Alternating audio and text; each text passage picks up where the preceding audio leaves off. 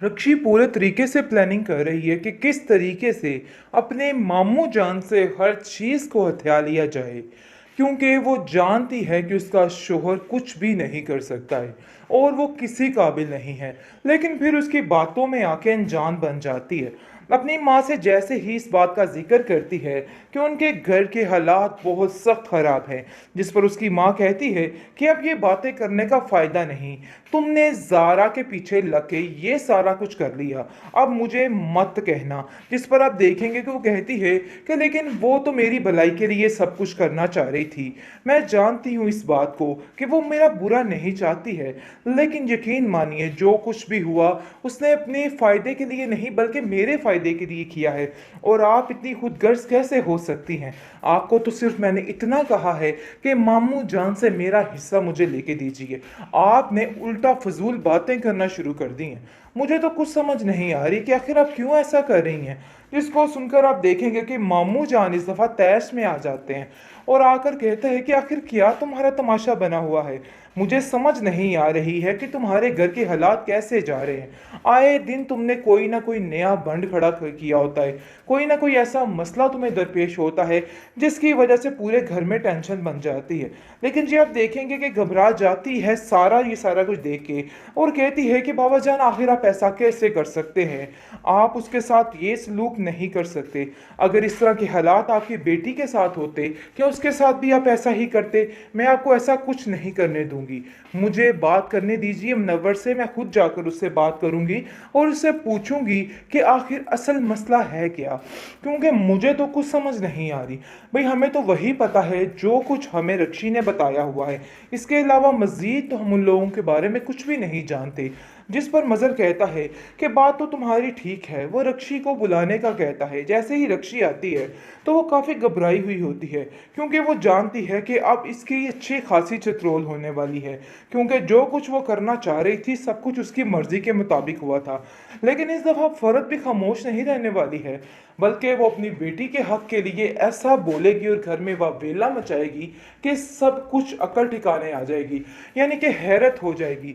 जिसको देख के ज़ारा काफ़ी हैरान होती है और कहती है कि वाह फूफो जान, क्या आपने किया तमाशा।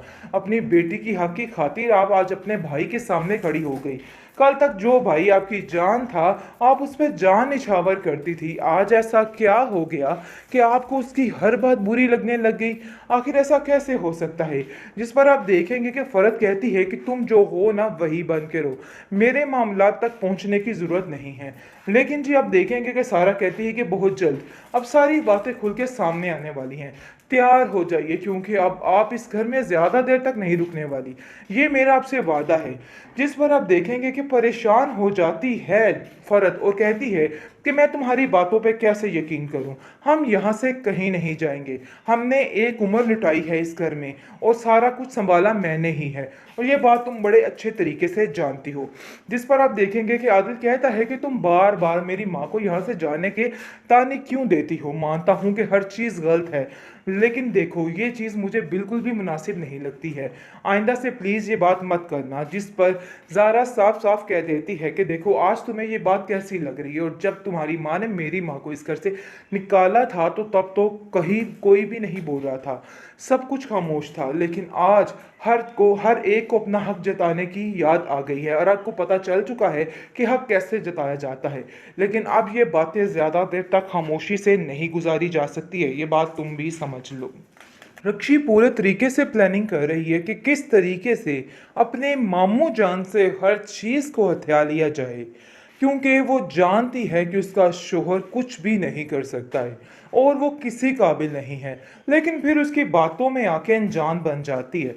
अपनी माँ से जैसे ही इस बात का जिक्र करती है कि उनके घर के हालात बहुत सख्त ख़राब हैं, जिस पर उसकी माँ कहती है कि अब ये बातें करने का फ़ायदा नहीं, तुमने ज़ारा के पीछे लग के ये सारा कुछ कर लिया, अब मुझे मत कहना। जिस पर आप देखेंगे कि वो कहती है कि लेकिन वो तो मेरी भलाई के लिए सब कुछ करना चाह रही थी, मैं जानती हूँ इस बात को कि वो मेरा बुरा नहीं चाहती है, लेकिन यकीन मानिए जो कुछ भी हुआ उसने अपने फ़ायदे के लिए नहीं बल्कि मेरे फ़ायदे के लिए किया है। और आप इतनी खुदगर्ज़ कैसे हो सकती हैं? आपको तो सिर्फ़ मैंने इतना कहा है कि मामू जान से मेरा हिस्सा मुझे लेके दीजिए। आपने उल्टा फ़िज़ूल बातें करना शुरू कर दी हैं।